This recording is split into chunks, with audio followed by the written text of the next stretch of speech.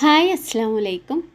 അപ്പോൾ കുമ്പളങ്ങ വെച്ച് അടിപൊളി ഒരു കേസരി ഉണ്ടാക്കാം. അപ്പോൾ ഈ കുമ്പളങ്ങ നല്ല നാടൻ കുമ്പളങ്ങയാണ്, പറമ്പിലുണ്ടായ കുമ്പളങ്ങയാണ്. നമുക്ക് യഥേഷ്ടം നമ്മുടെ വീടുകളിലൊക്കെ വെച്ച് പിടിച്ചാൽ ഒരുപാട് ഉണ്ടാകുന്ന ഒരു സാധനം ഈ കുമ്പളങ്ങ. അപ്പോൾ ഒരുപാട് ഗുണങ്ങളും പിന്നെ ഒരുപാട് വെള്ളത്തിൻ്റെ കണ്ടൻറ്റുള്ള ഒരു പച്ചക്കറിയാണ്. അപ്പോൾ നമുക്കിത് ഒരുപാട് കറികളൊന്നും തോരനോ അങ്ങനെ ഒരുപാട് ഐറ്റം ഒന്നും നമുക്ക് ഉപയോഗമില്ലാത്തതും സാമ്പാർ അങ്ങനത്തെ കറികളൊക്കെ വെച്ചതിന് ശേഷം ബാലൻസ് വരുന്ന ഒരു സാധനം. അപ്പം നമുക്കിത് വെച്ച് മധുരമുള്ള ഒരു കേസരി ഉണ്ടാക്കാം നമുക്ക്. അപ്പോൾ അതിനാവശ്യമായിട്ട് ഞാൻ കുമ്പളങ്ങ പകുതി മുറിച്ചെടുത്ത് അതിന് ശേഷം ഞാനത് അകത്തെ കുരുവെല്ലാം ഇല്ലേ അതെല്ലാം ഒന്നെടുത്ത് നമുക്ക് തൊലിയും എല്ലാം എടുത്ത് നമുക്ക് ക്ലീനാക്കി എടുക്കാം. അപ്പോൾ അതാ ഞാൻ കുമ്പളങ്ങ ഇങ്ങനെ 3-4 പീസാക്കി അതിൻ്റെ അകത്തെ കുരുവെല്ലാം ഇങ്ങനെ അകത്തുനിന്ന് നമുക്ക് കുരുവെല്ലാം ഇങ്ങനെ എടുത്ത് കളഞ്ഞതിന് ശേഷം അപ്പോൾ അതാ ഞാൻ തൊലിയെല്ലാം കളഞ്ഞ് അത് പീസാക്കി ഇങ്ങനെ നീളത്തിലും അത്യാവശ്യം ചെറിയ പീസുകളാക്കി തന്നെ എടുക്കണേ. കാരണം കുക്കറിലിട്ട് വേവിച്ചാലും നല്ല വേവുണ്ട് ഈ കുമ്പളങ്ങയ്ക്ക്. അപ്പോൾ അത്യാവശ്യം നന്നായിട്ട് പീസാക്കി തന്നെ നമുക്കെടുക്കാം. അപ്പോൾ ഈ ഒരു ഷേപ്പിൽ ഞാൻ കണ്ടല്ലോ, ഈ ഒരു രീതിയിൽ വീഡിയോയിൽ കാണുന്ന പോലെ തന്നെ ഒന്ന് കട്ടാക്കി നമുക്ക് സ്ക്വയറാക്കി കുക്കറിലിട്ട് കൊടുക്കാം. അപ്പോൾ ഈ ചാനൽ സബ്സ്ക്രൈബ് ചെയ്യാതെ കാണുന്നെങ്കിൽ ഒന്ന് സബ്സ്ക്രൈബ് ചെയ്ത് സപ്പോർട്ട് ചെയ്യണേ, ഷെയറും ചെയ്ത് സപ്പോർട്ട് ചെയ്യണം. അപ്പോൾ നിങ്ങൾ ഇതേപോലെ കുമ്പളങ്ങയൊക്കെ ഇരിപ്പുണ്ടെങ്കിൽ ഓണം കഴിഞ്ഞ് പുറകെ ആയതുകൊണ്ട് മിക്കവാറും എല്ലാവരുടെയും വീട്ടിൽ കുമ്പളങ്ങ കാണും. ഇങ്ങനെ ഒന്ന് ചെയ്ത് നോക്കൂ. അപ്പോൾ ഞാൻ കുറച്ച് വെള്ളം, അതിന് വേകാൻ ആവശ്യമായിട്ടുള്ള കുറച്ച് വെള്ളം, ഒരുപാട് വെള്ളം ഒഴിക്കണ്ട. എന്നിട്ട് നമുക്ക് കുക്കറിലൊന്ന് നന്നായിട്ട് വേവിച്ചെടുക്കാം. അത്യാവശ്യം വെന്ത് ഉടഞ്ഞ് കിട്ടണം. തണുത്തിട്ട് വേണമെങ്കിൽ ഒന്ന് മിക്സിയിൽ അരച്ചാലും കുഴപ്പമില്ല കേട്ടോ. ഞാൻ അരച്ചില്ല. അത്യാവശ്യം നല്ലപോലെ വെന്ത് ഈ തവി വെച്ച് ഉടച്ച് കൊടുക്കുക. ഇല്ലെങ്കിൽ തണുത്തതിന് ശേഷം മിക്സിയിലൊന്നിട്ട് അടിച്ചാലും നല്ല പെട്ടെന്ന് നമുക്കതൊന്ന് സെറ്റായി വരും. അപ്പോൾ അതിനകത്ത് കുരുവൊക്കെ ഉണ്ടെങ്കിലൊന്ന് ശ്രദ്ധിച്ചോണം, കുരുവെല്ലാം ഒന്ന് എടുത്ത് കളഞ്ഞേക്കണം. അതുപോലെ തവി വെച്ച് നന്നായിട്ടൊന്ന് ഉടച്ച് കൊടുക്കണം. നല്ലപോലെ ഇതങ്ങ് മിക്സാക്കണം. അതിൽ ഏറ്റവും ഈസി ആയിട്ട് ഞാൻ നോക്കിയിട്ട് മിക്സിയിൽ അരച്ചെടുക്കുന്നതാണ് തണുത്തതിന് ശേഷം. അപ്പോൾ ചൂടോടായതുകൊണ്ട് ഞാൻ ഫ്രൈ പാനിൽ തന്നെ ഇട്ട് കൊടുത്ത് അങ്ങനെ തന്നെ തവി വെച്ച് ഉടച്ചെടുത്തത്. അതുപോലെ തന്നെ ചീനിച്ചട്ടിയിലോ ആണെങ്കിലും കുഴപ്പമില്ല. പക്ഷേ നോൺ സ്റ്റിക്ക് പാനിലാണ് എനിക്ക് കുറച്ചുകൂടെ കേസരി ഉണ്ടാക്കാൻ ഈസി ആയിട്ട് തോന്നിയത്.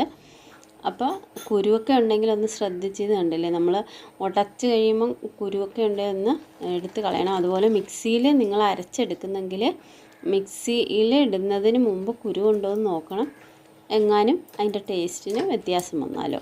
അപ്പോൾ നമുക്ക് നന്നായിട്ട് ഇതൊന്ന് ഉടച്ചെടുക്കാം. അപ്പോൾ അതാ കേസരിക്ക് ആവശ്യമായിട്ടുള്ള റവ എടുത്തിട്ടുണ്ട്. റവ ഒരു 2.5 സ്പൂൺ അല്ലെങ്കിൽ ഒരു 3 സ്പൂൺ. അപ്പം നിങ്ങൾ എന്തോരം കുമ്പളങ്ങ എടുത്തോ, ഞാൻ ഈ വീഡിയോയിൽ കാണുന്ന ആ ഒരളവിനാണെങ്കിൽ ഒരു 2.5 സ്പൂണോളം റവ എടുത്താൽ മതി കേട്ടോ. അതുപോലെ തന്നെ ഈ ഒരു 1.5 കപ്പ് തേങ്ങ ഇട്ട് കൊടുക്കണം. തേങ്ങ ചേർക്കുമ്പോൾ നല്ലൊരു ടേസ്റ്റാണ്. അപ്പോൾ തേങ്ങ അരച്ച് തന്നെ അങ്ങ് ചേർത്താൽ മതി. തേങ്ങാപ്പാൽ ചേർക്കണമെന്നില്ല, കേസരി ആയതുകൊണ്ട്. ഹൽവയാണെങ്കിൽ നമ്മൾ തേങ്ങാപ്പാലാണ് ചേർക്കേണ്ടത്. അപ്പോൾ കേസരി ഉണ്ടാക്കുമ്പം നന്നായിട്ട് തേങ്ങ അരച്ച് അതിലേക്ക് നമുക്ക് ഇട്ട് കൊടുക്കാം. അപ്പം മാക്സിമം വെള്ളം കുറച്ചെടുക്കുന്നതാണ് നല്ലത്. കാരണം അത്രയും വെള്ളം വറ്റി നമ്മൾ വരണ്ടേ. അപ്പോൾ അതുകൊണ്ട് കുറച്ച് നന്നായിട്ട് തേങ്ങ അരച്ചതിന് ശേഷം ഞാൻ റവയ്ക്കകത്തോട്ട് കുറച്ച് തേങ്ങ ചേർത്ത് കൊടുത്തു. കാരണം ആ തേങ്ങയുടെ ആ ഒരിതിൽ കുതിർത്ത് അത്രയും കൂടെ നമുക്ക് വെള്ളം കുറച്ചെടുത്താൽ മതിയല്ലോ. റവ ഒന്ന് കുതിർന്ന് കിട്ടിയതിന് ശേഷം അതിലേക്ക് ഒഴിച്ചു കൊടുക്കുന്നതാണ് നല്ലത്. അപ്പോൾ ഈ ഒരു കുമ്പളങ്ങ നന്നായിട്ടൊന്ന് വെന്തുടഞ്ഞ് വന്നതിന് ശേഷം അത്യാവശ്യം വെന്തുടഞ്ഞതിന് ശേഷം നമുക്ക് തേങ്ങ ചേർത്ത് കൊടുക്കാം. തണുത്തതിന് ശേഷം മിക്സിയിലൊന്ന് അരച്ചെടുത്താൽ ഇത്രയും പാടില്ല കേട്ടോ. എനിക്ക് വന്ന അബദ്ധം അതാണ്, അത് നിങ്ങളൊന്ന് ശ്രദ്ധിച്ചോണം. അപ്പം നല്ലപോലെ ഒന്ന് ഉടച്ചെടുത്ത് ആ തേങ്ങ ഒന്ന് വെന്ത് നല്ല ഒന്ന് മിക്സായി കഴിഞ്ഞ് ശർക്കര ചേർത്ത് കൊടുക്കാം. അപ്പോൾ ഇത് കുമ്പളങ്ങ നന്നായിട്ട് വെന്തതിന് ശേഷമേ നമുക്ക് ശർക്കര ചേർത്ത് കൊടുക്കാവുള്ളൂ. കാരണം പിന്നീട് കുമ്പളങ്ങ വേഗത്തില്ല കേട്ടോ, അതൊന്ന് ശ്രദ്ധിച്ചോണം എല്ലാവരും. ഏതൊരു സാധനവും ശർക്കര ചേർത്ത് കഴിഞ്ഞാൽ പിന്നീട് അത് വേകാൻ സാധ്യത കുറവാട്ടോ. അപ്പോൾ നമുക്ക് തേങ്ങായും കുമ്പളങ്ങയും ശർക്കരയും എല്ലാം കൂടെ നന്നായിട്ടൊന്ന് മിക്സായി നല്ല പോലെ ഒന്ന് വെന്ത് ഉടഞ്ഞ് വരണം. ഒരിക്കലും കുമ്പളങ്ങ കടിക്കാതിരിക്കുന്നതാണ് ബെറ്റർ. കാരണം നല്ല പോലെ അങ്ങ് മിക്സായി വരാൻ വേണ്ടി ശ്രദ്ധിച്ചോണം. അതുപോലെ കുരു ഉണ്ടോയെന്നും കൂടി ശ്രദ്ധിച്ചോണം കേട്ടോ. അപ്പോൾ മധുരത്തിന് ആവശ്യമായിട്ടുള്ള നമുക്ക് ശർക്കര നീരൊഴിച്ച് കൊടുക്കാം. ശർക്കര എപ്പോഴും ഉരുക്കി അരിച്ച് വേണം ഒഴിച്ച് കൊടുക്കാൻ. കല്ലൊക്കെ ഉണ്ടെങ്കിൽ അത് പൊക്കോളും. അപ്പോൾ ഞാൻ റവ തേങ്ങ അരച്ചതിൽ കുതിർത്തിയ അത് ഇതിലേക്ക് ചേർത്ത് കൊടുത്തിട്ടുണ്ട്. അപ്പോൾ വെറും വെള്ളത്തിൽ കുതിർത്തി ചേർത്താലും കുഴപ്പമൊന്നുമില്ല റവ. അത്രയും കൂടെ വെള്ളമാകണ്ടല്ലോ എന്ന് കരുതിയിട്ടാണ് ഞാൻ ആ തേങ്ങ അരച്ചതിൽ കുതിർത്തി ചേർത്ത് കൊടുത്തത്. അപ്പോൾ എല്ലാവരും ഈ ഒരു രീതിക്ക് കണ്ടില്ലേ, നന്നായിട്ട് വരണ്ട് വരുന്നിടം വരെ ഒന്ന് റവ ചേർക്കുമ്പം പെട്ടെന്ന് കുറുകി വെന്തായിക്കൊള്ളും. അപ്പോൾ നമുക്ക് നെയ്യ് അങ്ങ് ചേർത്ത് കൊടുക്കാം. കേസരിക്ക് എപ്പോഴും നല്ല ടേസ്റ്റായിട്ടിരിക്കുന്നത് നെയ്യാണ്. അപ്പം നിങ്ങൾക്ക് നെയ്യുടെ ടേസ്റ്റ് ഇഷ്ടമില്ലെങ്കിൽ വെളിച്ചെണ്ണ ചേർക്കാം. പക്ഷേ എപ്പോഴും കേസരിക്ക് നെയ്യാണ് ടേസ്റ്റി ആയിട്ടിരിക്കുന്നത്. അപ്പം അതിലേക്ക് ഏലക്കാപ്പൊടി കൂടി ചേർത്ത് കൊടുക്കാം. നിങ്ങൾക്ക് ഇഷ്ടമുണ്ടെങ്കിൽ നട്ട്സോ മുന്തിരിയോ ഒക്കെ ചേർക്കാം. അപ്പോൾ കേസരിക്ക് അതുപോലെ തന്നെ ചെറിയില്ലേ, ആ ചെറിയും കൂടി വേണമെങ്കിൽ അരിഞ്ഞ് അതും ചേർത്ത് കൊടുക്കാം. അതൊക്കെ നമുക്ക് വെന്ത് വരണ്ട് വന്നതിന് ശേഷം മതി കേട്ടോ. അപ്പോൾ ഞാനൊരു പാത്രം വെച്ചിട്ട് നെയ്യ് അതിൽ തടവി നന്നായിട്ട് എല്ലായിടവും തടവിയതിന് ശേഷം കേസരി അതിലേക്ക് ഒഴിച്ചു കൊടുക്കാം.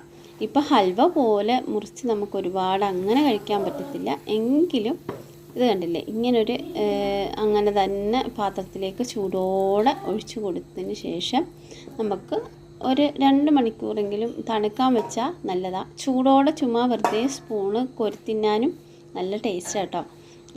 നല്ല നെയ്യൊക്കെ ചേർത്ത് നല്ല അടിപൊളിയായിട്ടിരിക്കുന്നുണ്ട്. ഈ ഒരു പരുവത്തിൽ കഴിക്കാനും നല്ല ടേസ്റ്റാണ്. വെറുതെ അന്നേരം തന്നെ വിളമ്പി നമുക്ക് കഴിക്കാം. നട്ട്സൊക്കെ ഇട്ടിട്ടാണേലും നമുക്ക് കഴിക്കാൻ നല്ല ടേസ്റ്റാണ്. അപ്പോൾ ഞാൻ തണുക്കാൻ നന്നായിട്ട് തണിഞ്ഞു വരാൻ വേണ്ടി ഒന്ന് ഈ ഒരു പ്ലേറ്റല്ല ഒരു ബൗളിലേക്ക് ആക്കി കൊടുത്തിട്ട് കുറച്ച് എള്ളും നട്ട്സ് പൊടിച്ചതും ഞാൻ മുകളിലിട്ട് കൊടുത്തിട്ടുണ്ട്. വെറുതെ ഒരു കുമ്പളങ്ങയുടെ കഷ്ണം വീഡിയോയ്ക്ക് ഒരു ഭംഗി വന്നോട്ടെ എന്ന് ഓർത്തിട്ട് വെച്ചതാണ്. അപ്പോൾ കുമ്പളങ്ങ കുട്ടികളൊക്കെ ഇങ്ങനെ കറിയിൽ കഴിക്കാതെ ഇരിക്കുന്നതാണെങ്കിൽ ഇങ്ങനൊന്ന് പരീക്ഷിച്ച് അവർക്ക് ടേസ്റ്റി ആയിട്ട് നല്ല മധുരമുള്ള പലഹാരമാക്കി കൊടുക്കാം. അപ്പം നല്ലൊരു വീഡിയോ ആയിട്ട് ഇൻഷാ അല്ലാഹ് ഇനിയും കാണാം. അപ്പോൾ എല്ലാവർക്കും ഹൈറും ബർക്കത്തും റിസ്ക്കും ഉണ്ടാവട്ടെ, നന്മയുണ്ടാവട്ടെ എന്ന് ദുആ ചെയ്യുന്നു. അപ്പം ഓക്കെ, താങ്ക് യു. അസ്സലാമു അലൈക്കും വറഹ്മത്തുള്ളാഹി വബറകാതുഹു.